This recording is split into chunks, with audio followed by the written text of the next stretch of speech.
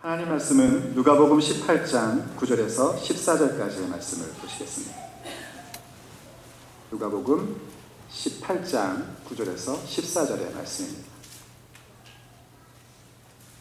제가 받들어 봉독하겠습니다. 또 자기를 의롭다고 믿고 다른 사람을 멸시하는 자들에게 이 비유로 말씀하시되, 두 사람이 기도하러 성전에 올라가니 하나는 바리새인이요 하나는 세리라.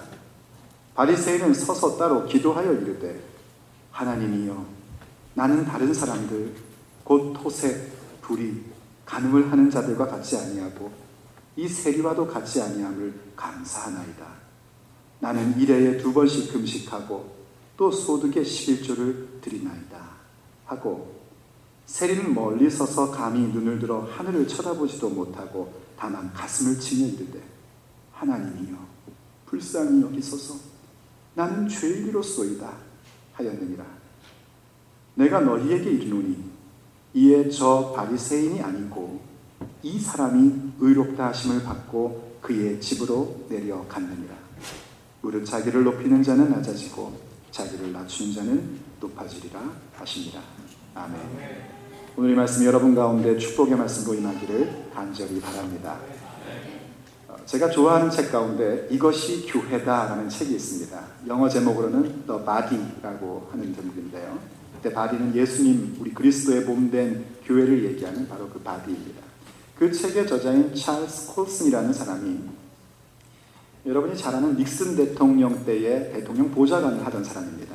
그런데 이 닉슨 대통령이 그 워터게이트 사건으로 인하여 이제 결국은 물러서게 되고, 그 워터게이트 사건의 사실은 배우가 되었던 이 찰스 콜슨이 복역을 하게 됩니다.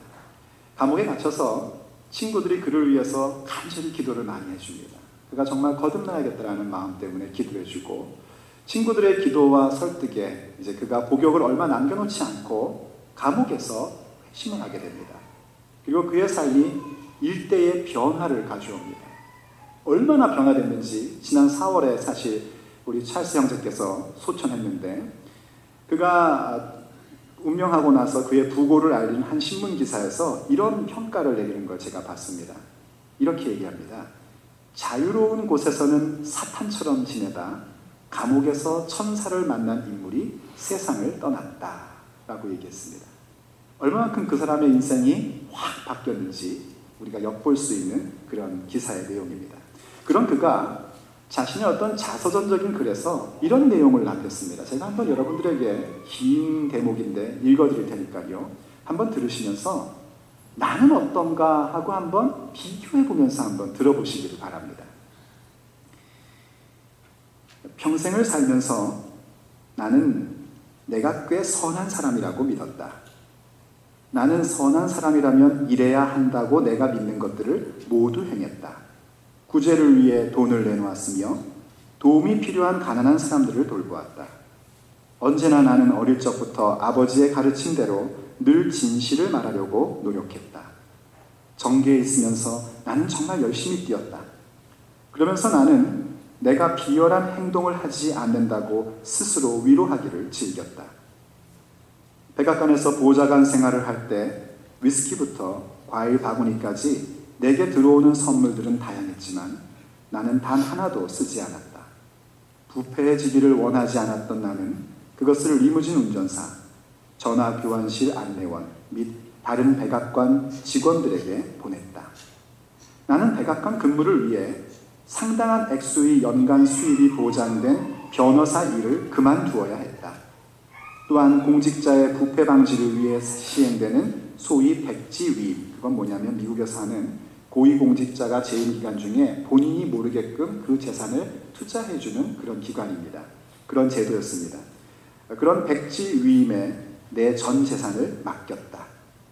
이렇게 나름대로 깨끗하게 산다고 믿었던 나는 내가 특별히 악하게 산 게 없기 때문에 만일 하나님이 존재한다면 내가 죽어서 그렇게 나쁜 점수를 받지는 않을 것이다 라고 생각했다.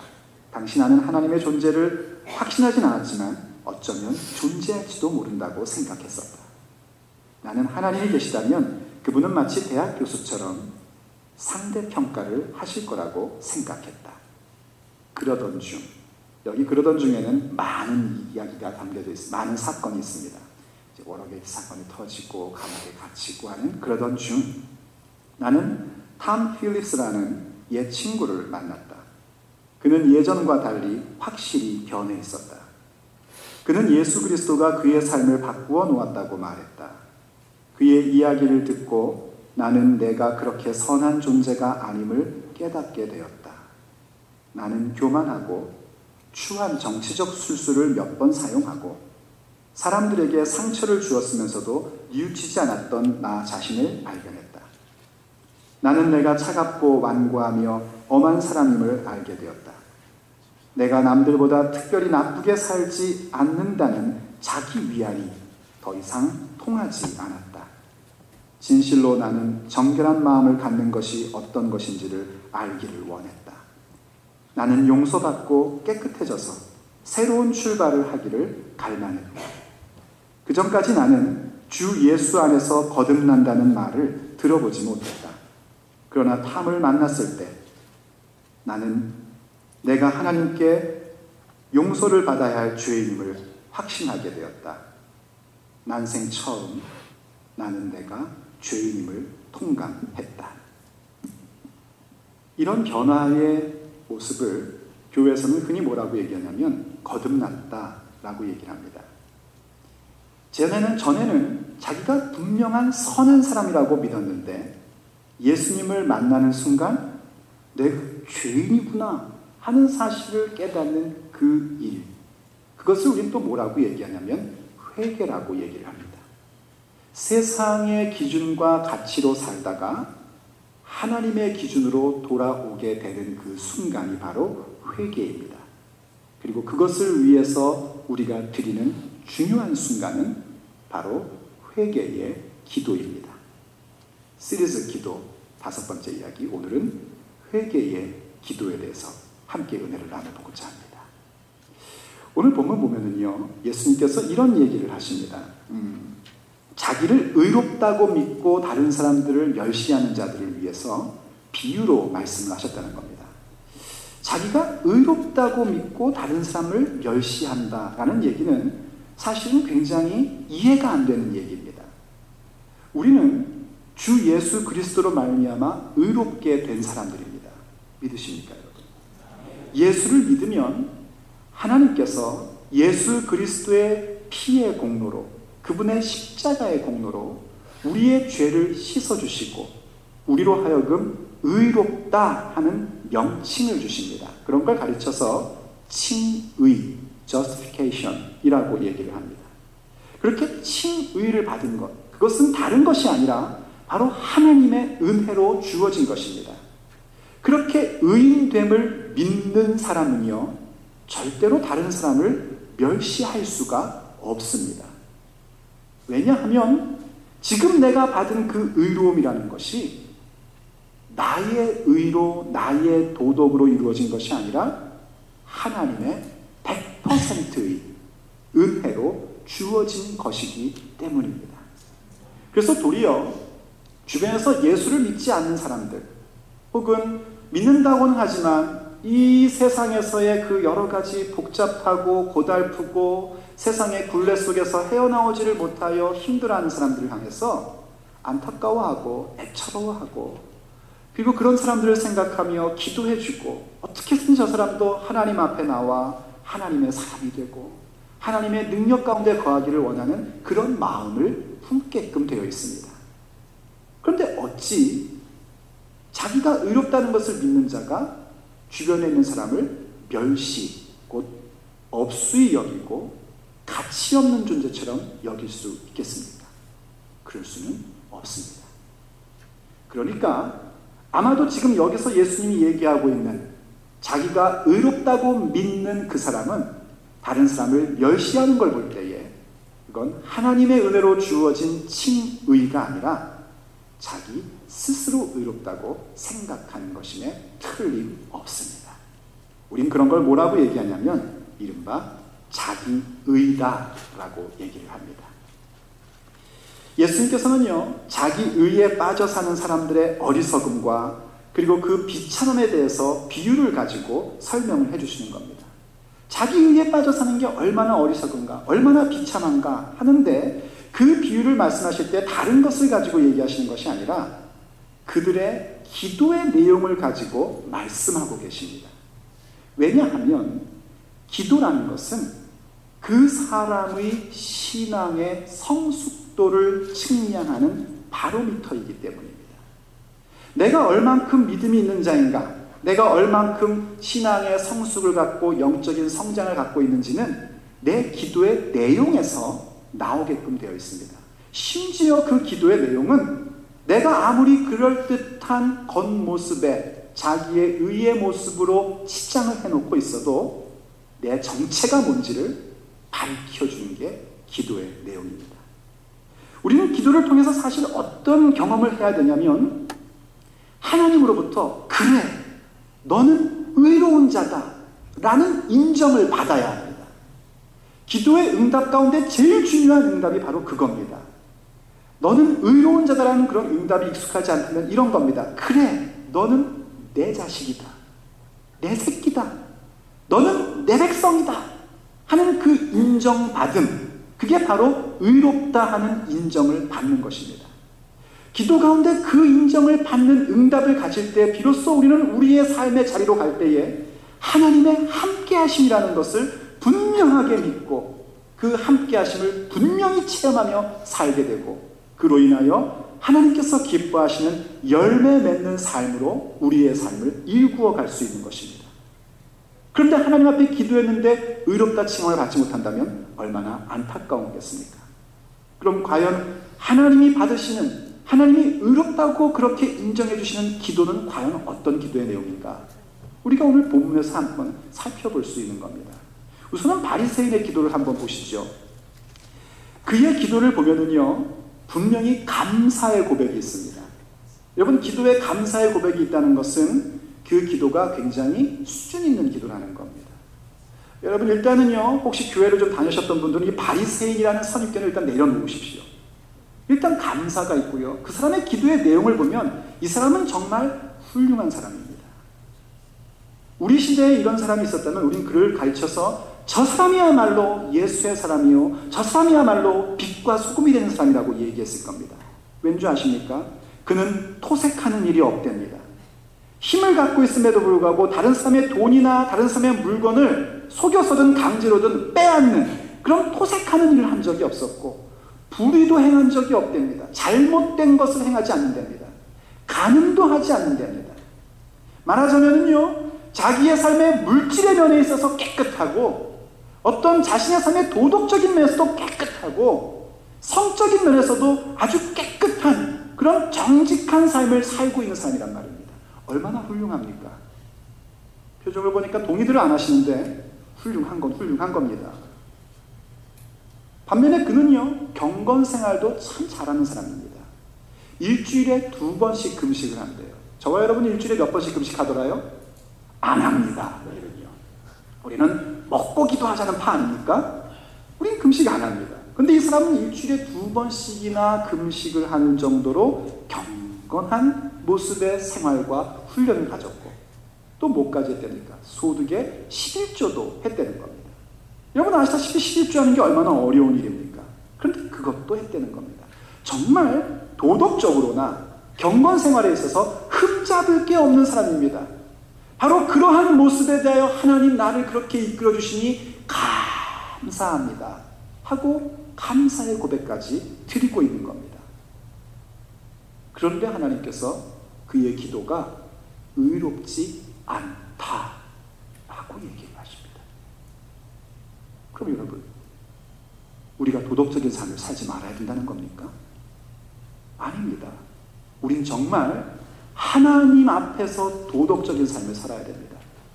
그럼 우리가 경건의 생활을 하지 말아야 된다는 겁니까? 아닙니다, 여러분. 경건의 훈련을 하셔야 됩니다. 그럼 우리가 11조 하면 안 된다는 얘기입니까? 아닙니다, 여러분. 11조 하셔야 됩니다. 그럼 우리가 하나님 앞에 감사하면 안 된다는 얘기입니까? 아니요. 더더욱 아닙니다. 하나님 앞에 감사함으로 기도해야 합니다. 그럼 도대체 이건 무슨 문제를 가지고 있길래 하나님께서 이 사람의 기도를 받지 않으셨을까요? 사실 이 사람 기도 자체만으로는 뭐가 문제인지 알 길이 없습니다. 그런데 예수님께서 계속하여 비유로 또 다른 한 사람의 기도를 보여주십니다. 그건 바로 세리의 기도입니다. 바리새인이라는 것은요, 오늘 그리스도인들에게는 종교적 위선자의 대명사처럼 사용되지만 사실 그 당시의 사람들에게는 모든 신앙과 삶의 모범이 되고 귀감이 되는 사람의 그룹이었습니다. 반면에 세리라는 것은 그 당시 모든 사람들이 저런 세리, 저런 나쁜, 저런 못된, 그 뒷단어는 여러분들이 알아서 새겨서 만드십시오. 그런 평가를 받는 그룹이었습니다. 왜냐하면 이 세리라는 것이 그냥 단순한 텍스 컬렉터가 아니었기 때문에 그렇습니다. 자기 나라의 정부의 세금을 드리는 것이 아니라 자기 나라를 침략한 로마의 세금을 걷어야 됐었던 겁니다. 로마는요, 한 나라를 침략하면 그 민족이나 그 나라의 백성 가운데 이 텍스 컬렉터를, 세리를 뽑은 겁니다. 그래서 자기 민족의 세금을 자기가 걷어가지고 로마에 바치는 그런 방법을 사용했어요.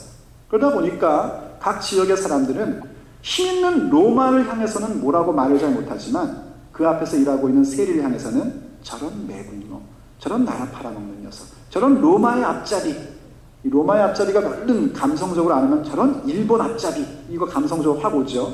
그렇게 평했던 겁니다. 그래서 죄인의 대명사였습니다. 근데 그 세리가 하나님 앞에 왔답니다. 한번 13절을 다시 한번 볼까요? 13절에서 이렇게 얘기합니다.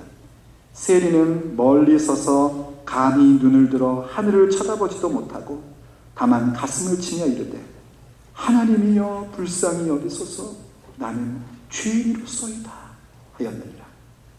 무슨 기도입니까, 여러분? 뉘우침의 기도입니다. 하나님 앞에 회개하는 기도였습니다. 어떻게 하나님 앞에 회개할 수 있었을까? 하나님께서 지금 이 자리 가운데에 현존하신다는 사실을 보니까 자기가 비록 세상에 살면서 세금쟁이 할 수밖에 없는 것이고 세금 거두며 먹고 사는 사람이지만 그래서 그냥 그것에 대해서 나는 뭐 어쩔 수 없는 거 아니야? 라고도 얘기할 수 있고 또 때로는 우리가 하는 것처럼요. 아, 하나님 살아계시면 왜 나를 그런 잡을 갖게 하시고 왜 나를 안 도와주신 거예요? 하면서 원망하고 투덜거릴 텐데 하나님의 현존하신 그 모습을 믿고 바라보니까 어떤 것도 핑계할 수가 없고 자신의 못남과 자신의 부족함과 자신의 죄에 대해서 뉘우칠 수밖에 없는 겁니다. 그리고 그 뉘우침의 근거도 다른 데 있는 것이 아니라 하나님이여 나를 불쌍히 여기소서 하는 하나님의 긍휼에 초점을 맞추고 있던 겁니다. 그게 바로 회개의 기도입니다. 그렇다면 다시 돌아가서 바리새인의 기도는 왜 불의한 기도였고 세리의 기도는 왜 의로운 기도였는가? 그 이유는 간단해집니다. 회개가 있었냐 없었냐의 차원의 정도가 아니라 바리새인은 자신의 의로움을 나타내면서 지금 그 성전에 현존하시는 하나님을 경험하지 못하고 있는 겁니다. 그러니까 자기가 꽤 괜찮은 신사숙녀로 보이는 겁니다. 그런데 세리는 현존하시는 하나님을 보니까 어떤 것도 핑계치 못하고 주님 앞에 회개하는 자로 설 수 있었던 겁니다. 결국 주께서 우리를 의롭다 칭해 주시는 그 기도는 뭐냐면 하나님의 현존을 바라보며 그분의 거룩하심 앞에서 그분의 전능하심 앞에서 나의 못남을 고백하고 뉘우치는 그 기도야말로 하나님이 의롭다고 받아주시는 기도인 것입니다. 여러분, 이러한 기도가 얼마나 중요한지 모릅니다. 우리가 만약 여러 가지를 하나님 앞에 간구하고 있는데 심지어 지난주에 배운 대로 막 감사함으로도 막 구하는데 하나님 저에게 밀련을 주셔서 감사합니다. 저에게 집을 며칠을 주셔서 감사합니다. 세상에 공부 못했던 우리 애가 공부를 잘하게 해주셔서 감사합니다. 비록 우리의 손에 아무것도 주어진 거 없지만 그렇게 감사함으로 막 기도를 했는데도 애는 계속 낙제를 하고 장사는 계속 안 되고 투자한 건 계속 꼰두박질 치고 잡도 구하기 힘들고 이러다가 보니까 우리의 마음 가운데 이것도 아닌가 하는 생각을 가질 겁니다. 근데 만약 여러분이 정말 하나님 앞에 간구하고 기도했고 감사함으로 구했음에도 불구하고 응답이 되지 않고 있다면, 하나님의 타이밍이 요구되는 것이 아니라 정말 하나님께서 주실 만한 것인데 주지 않고 있다면, 그거는 아마도 우리가 하나님 앞에 회개하지 않았기 때문입니다. 이사야는 우리에게 이렇게 얘기를 했습니다. 이사야서 59장 1절 2절 말씀에 여호와의 손이 짧아 구원하지 못하심도 아니요 귀가 둔하여 듣지 못하심도 아니요 오직 너희 죄악이 너희와 너희 하나님 사이를 갈라놓았고 너희 죄가 그의 얼굴을 가리어서 너희에게서 듣지 않으시게 함이니라 라고 얘기했습니다. 우리가 기도의 응답을 받지 못하는 이유가 다른 데 있는 게 아니라는 겁니다. 하나님이 듣지 못하시는 것도 아니고 하나님의 능력이 없는 것도 아니라 하나님과 우리 사이에 죄라는 것이 있기 때문에 어떤 귀한 응답도 받지 못한다는 겁니다. 여러분, 사실 그렇습니다. 만약 우리가 회개하지 않은 상태에서 뭔가를 간구했는데 그것이 이루어졌다면 우린 정말 심각하게 생각해야 됩니다. 왜 이게 이루어졌지? 라고 생각할 수 있어야 됩니다. 왜냐하면 과연 그 응답이 하나님이 우리에게 주시는 선한 계획의 응답인지 그것은 절대로 장담할 수 없는 것이기 때문입니다. 여러분 한번 생각해 보십시오. 여러분의 귀한 자녀가 소꿉놀이를 합니다. 막 소꿉놀이 하는데 장난감이 없으니까 엄마가 쓰던 그릇 가지고 갖고 막 소꿉놀이 하는 거예요. 흙 갖고 장난치고요. 먹으면 안 되는 풀 같은 거 가지고 장난치고요. 막 그런 것들을 그릇에 묻힙니다. 그리고 와서 엄마에게 얘기합니다. 엄마, 내가 좋아하는 맛있는 거 여기다 떠줘. 그럼 떠줍니까? 그거 떠주면 그 엄마 이상한 엄마입니다. 그래도 애들은 막 쫄르죠. 주세요, 주세요. 그러면 이제 할 수 없어가지고 버리는 셈 치고 조금 줍니다. 그럼 갖고 노는 거 보다가 갑자기 얘가 이것이 입으로 들어가면 어떻게 합니까? 그때 그러십니까? 먹어라, 먹어. 그러면 이거는 부모가 아니에요. 우리는 고함칩니다. 먹지 마! 이러고 고함치게 되어 있습니다. 왜 그렇습니까? 더러운 그릇에 담은 어떤 것도 그의 입에 들어가서는 안 되기 때문입니다. 하나님께서 우리의 인생의 그릇에 하나님의 귀하고 선한 것들을 담아주고 싶으신데 우리가 그 그릇이 더럽혀져 있는 상태 속에서는 하나님이 어떤 것도 주실 수 없습니다. 그러므로 우리는 우리의 삶의 그릇을 깨끗하게 하는 회개의 기도가 절실하게 필요한 겁니다. 그럼 회개라는 게 뭘까요? 이 회개라는 것은 단순한 뉘우침이나 후회감을 갖는 것 이상일 것입니다. 물론 뉘우치고 후회하는 것도 있어야 되죠. 그런데 그건 넘어서 더 중요한 것들이 있습니다. 회개라는 것은 문자적인 의미로는요, 돌이켜서 고친다는 겁니다. 돌이켜야 되고요, 그리고 고쳐가야 되는 겁니다. 성경적인 의미로 얘기하자면 돌이킨다는 것은 어저께까지는, 조금 전까지는 세상의 가치와 기준으로 세상의 사람으로 살던 자가 확 돌이켜서 하나님의 현존과 하나님의 말씀 가운데 사는 사람으로 돌이키는 겁니다. 근데 그렇게 돌이켜서 소속의 변화를 가져도 우리가 서로 알지만 늘 못났지 않습니까? 여러분이야 저를 볼 때 얼마나 거룩한 목사로 보시겠습니까? 웃는 건 아니란 얘기입니까? 하지만 제가 늘상 말씀드리지만 저랑 같이 사는 아내한테 물어보면 뭐라 그러는데요? 살아봐요 란다고 하지 않습니까? 우린 그런 사람들입니다. 늘 못났고 부족하고 실수투성인 사람입니다.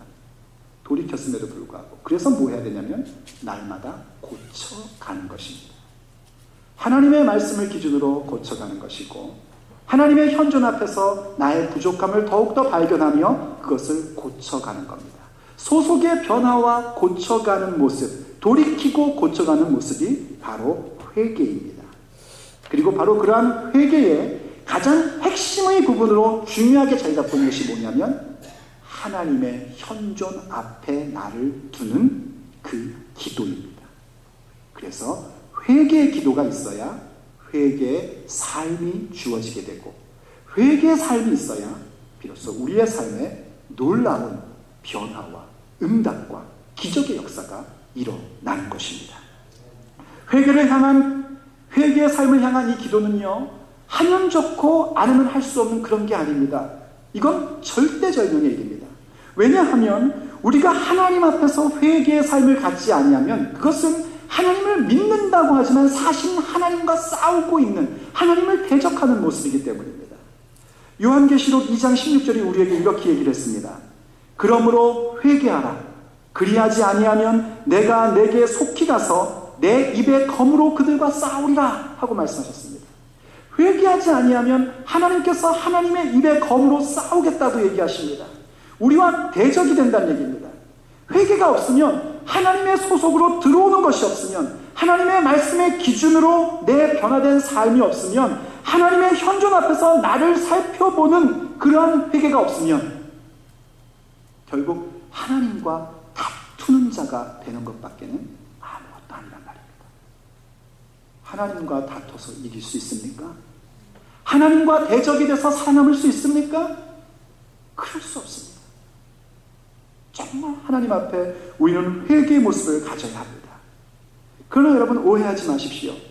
회개한다는 것은, 회개의 기도를 드리며 회개의 삶을 산다는 것은요, 때로는 우리의 가슴을 치며 눈물을 흘리고 주 앞에 통곡할 수 있는 것이지만 결단코 그것은 우울함이나 죄책감은 아닙니다. 우울함과 죄책감은 성령의 역사가 아니라 오히려 마귀가 우리를 유혹하는 악한 계획의 한 부분입니다. 결단코 회개는 우리를 우울하게 만들거나 죄책감에 쓰러잡히게끔 만들지 않습니다. 오히려 이 회개의 삶을 갖고 회개의 기도를 드리는 자들에게는 하나님께서 유쾌하게 되는 날, 새롭게 되는 날을 허락해 주십니다. 사도행전 3장 19절에서 이렇게 얘기를 합니다. 그러므로 너희가 회개하고 돌이켜 너희 죄 없이 함을 받으라. 이같이 하면 유쾌하게 되는 날이 주 앞으로부터 이를 것이요. 예전에 보던 개역 한글 성경입니다. 여기 보니까 회개하면 어떻게 된대요? 회개하고 돌이켜서 죄 없이 함을 받으라 하니까 굉장히 기분이 꾸물꾸물한 것 같죠, 오늘 날씨처럼요. 그런데 그게 꾸물꾸물하고 기분 나쁜 얘기가 안 되는 겁니다. 그렇게 하면 뭘 주시는가? 유쾌하게 되는 날을 우리에게 주신다는 겁니다. 그리고 우리가 보는 개역개정은 그걸 뭐라고 얘기했냐면 새롭게 되는 날이라는 겁니다. 새롭게 되는 날. 얼마나 유쾌합니까? 하다못해 새 옷을 한 번 입어도 기분이 꽤 괜찮지 않습니까? 새 신발을 한 번 신어도 기분이 꽤 괜찮지 않습니까? 하물며 내 인생이 새롭게 되는 날이니 얼마나 즐겁고 행복한, 유쾌하게 되는 날입니까? 회개는 우리를 유쾌하게 만들어주는 것입니다. 우리의 인생을 유쾌하게 만들어줘서 비로소 하나님의 능력이 내 삶의 자리 가운데서 역사하며 나타나는 것들을 나의 일로서, 나의 이야기로서 경험하며 살게끔 만드는 것이 바로 이 회개의 기도요, 회개의 순간인 것입니다. 그러므로 사랑하는 여러분, 하나님의 소속으로 들어오시기를 축복합니다. 하나님의 말씀으로 여러분의 삶의 기준을 삼기를 축복합니다. 하나님의 현존 앞에 나를 언제나 돌아볼 수 있는 그런 놀라운 깊은 영성이 있기를 축복합니다. 그럴진데 우리의 삶에 유쾌하게 되는 날들이 가득하게 되는 것입니다. 언젠가 사무엘 선지자가 이스라엘 백성을 향해서 여호와께로 돌아올 것을 촉구했습니다. 그러면서 그가 전하는 메시지가 사무엘상 7장 3절에서 이렇게 얘기를 했습니다. 만약 여러분이 진심으로 여호와께 돌아오려면 여러분 가운데 있는 이방신들과 아스타롯 우상을 없애버려야 하오. 여러분은 온전히 여호와께 자신을 바치고 여호와만 섬겨야 하오. 그러면 여호와께서 여러분을 블레셋 사람들에게서 구해주실 것이요. 쉬운 성경. 이렇게 얘기했습니다. 여호와께 돌아오라면, 여호와께 돌아온다는 것은 회개를 얘기하는 겁니다. 근데 거기 돌아올 때 조건이 있는데 이방신들과 아스타롯을 버리려는 겁니다. 이 이방신과 아스타롯은 가나안에 있던 신들로서요, 그 신을 섬기는 자들에게 무엇을 보장하냐면 풍요를 보장합니다. 이 아스타롯은 풍요의 여신입니다. 그리고 또 뭘 보장하냐면 다산을 보장합니다. 이 아스타롯은 역시 또 애를 많이 낳게끔 해주는 그런 여신이었습니다. 그리고 그 여러 가지 이방신들은요, 언제 파종을 해야 되며 언제 슛을 해야 되는지를 알려주는 이른바 달력 역할을 해주는 것을 꽉 잡고 있었습니다. 이러한 부분들을 가지고 있으니까 사람들이 자꾸 우상을 숭배하는 겁니다. 그건 다른 말로 하면 무슨 얘기냐면 풍요, 곧 부에 대한 얘기이고 다산, 고대 사람들은 아이를 많이 낳는 것은 힘과 권세를 갖는 것이라고 생각했기 때문에 그것은 권력, 힘에 대한 것이며 농사의 파종 시기와 거두는 시기를 알려주는 달력의 모습은 오늘날로 얘기하면 테크놀로지입니다. 기술력입니다. 부와 힘과 기술력이 하나의 물질화되고 시스템화된 것이 바로 우상입니다. 그런 것을 향하여 나의 삶을 투자하고 그것을 섬기는데 모든 힘을 쌓고 있는 상태 속에서는 회개라는 것은 존재할 수 없다는 겁니다. 그것을 버리려는 것입니다. 내 삶의 초점이 정말 여호와 하나님께로 향한 모습으로 와야 된다는 것입니다. 그러면 어떻게 되는가? 지금 너희들이 가지고 있는 최고의 문제라고 하는 블레셋 사람들을 하나님께서 그 문제를 제거해 주신다는 겁니다. 그래서요, 이스라엘 사람들이 미스바라 하는 곳에 다 모였습니다. 미스바라는 곳에 모여서 정말 회개의 마음의 그러한 중심을 가지고 물을 붓고 주님 앞에 용서를 구합니다. 그들이 그렇게 하루 종일 금식하면서 이렇게 기도했습니다. 우리가 여호와께 범죄하였나이다. 정말 뉘우치는 겁니다. 정말 이제는 아스타롯과 이방신, 부와 힘과 기술력을 의지하는 자가 아니라 그것을 향하여 내 삶을 던지는 자가 아니라 오직 여호와를 향하여 내 인생을 던지게 하는 사람이 되겠다고 그들이 회개하며 주님 앞에 나가는 겁니다. 그렇게 회개하려고 큰 광장에 이스라엘 사람들이 다 모이니까요, 이 소식을 블레셋 사람들이 들은 겁니다. 블레셋 사람들이 이 소식을 듣고요, 야, 이거는 절호의 찬스다라고 생각을 했어요.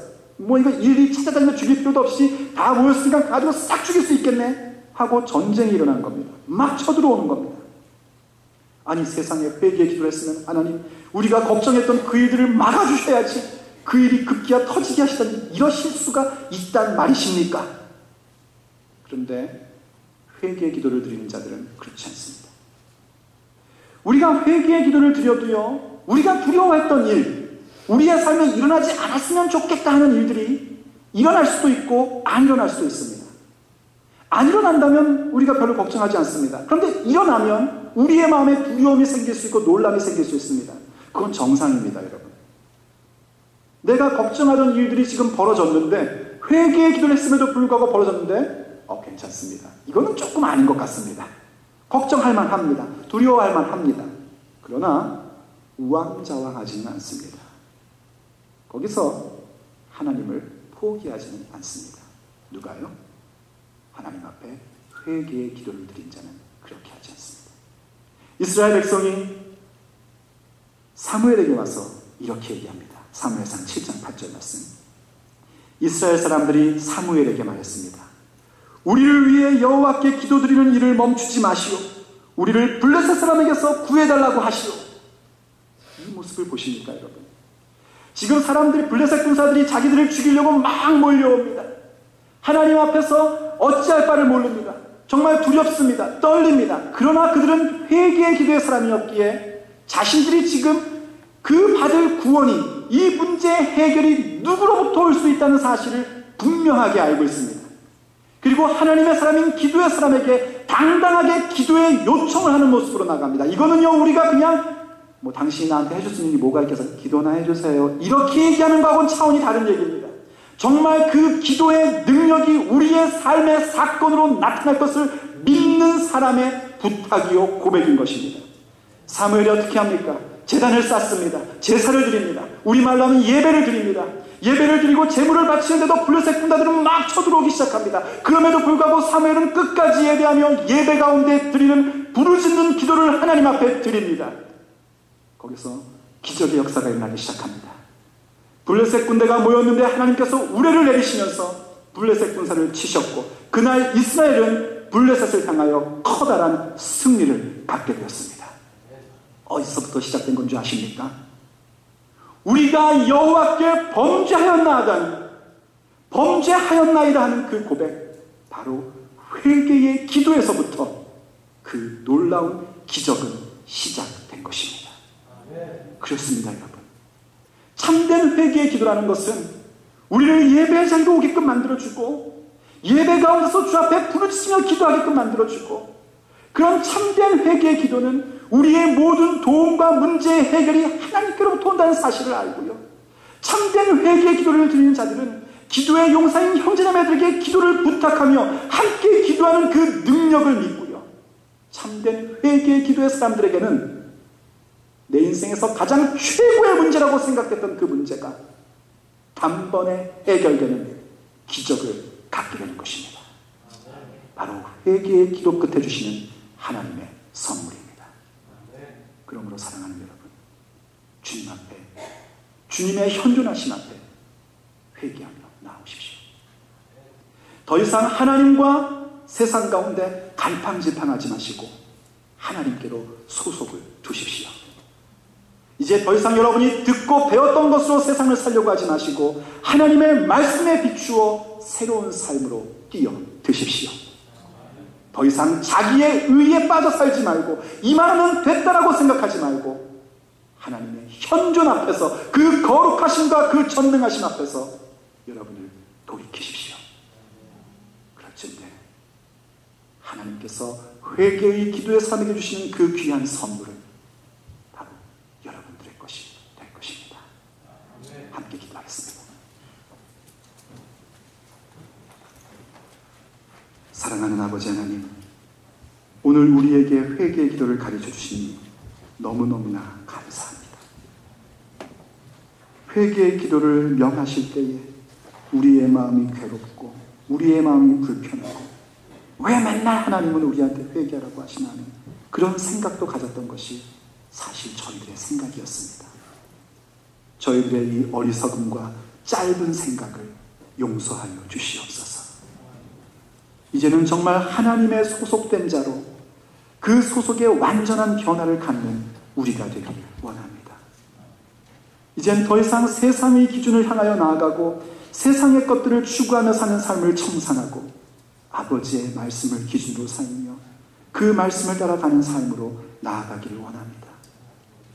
이젠 더 이상 내가 그럴듯하게 꾸며 놓았던 것으로 이나만 하면 나의 인생은 꽤 괜찮은 인생이라는 자기 의를 벗어버리고 하나님의 현존 앞에서 나 자신을 돌아보며 참으로 내가 주님 앞에, 하나님 앞에 용서를 구하고 하나님의 긍휼을 구하는 자가 되기를 간절히 원합니다. 오늘 우리가 그런 결단을 주 앞에 드리오니 주여 우리를 의롭다고 말씀해 주시옵소서. 그리고 하나님, 이 시간 그렇게 마음속으로 주 앞에 회개의 결단과 또 이 종의 기도 가운데 아멘으로 화답하며 회개의 기도에 참여하는 저들에게, 회개의 기도를 가졌던 사람들에게 주셨던 하나님의 귀한 선물, 그들이 가지고 있었던 큰 문제, 해결할 능력이 없는 그 모든 문제들이 우리 주 예수 그리스도의 이름으로 해결되는 선물을 허락해 주시옵소서. 그래서 회개의 기도를 드리며 하나님께 나아감이 너무나 유쾌한 일이고, 회개의 기도를 드리며 하나님 앞에 나아감이 우리에게 새로운 날이 주어진다는 사실을 우리의 입술로 고백하며 간증하는 사람들이 될 수 있도록 오늘 모인 주의 자녀들 가운데 주여 일하여 주시옵소서. 성령이여 저들의 마음을 강하게 붙잡아 주시옵소서. 하나님께서 저들의 심령 가운데 임재하여 주시옵소서. 우리 주 예수께서 저들 가운데 들어가셔서 함께 동거동락하여 주시옵소서. 그래서 우리의 삶이 오직 영혼에 잇된 삶이 되며 우리 하루하루의 삶이 하나님과 함께하는 거룩하고 기쁜 즐거운 행복한 인생이 되게 하여 주시옵소서. 우리 주 예수 그리스도의 이름으로 간절히 기도 올립니다. 아멘.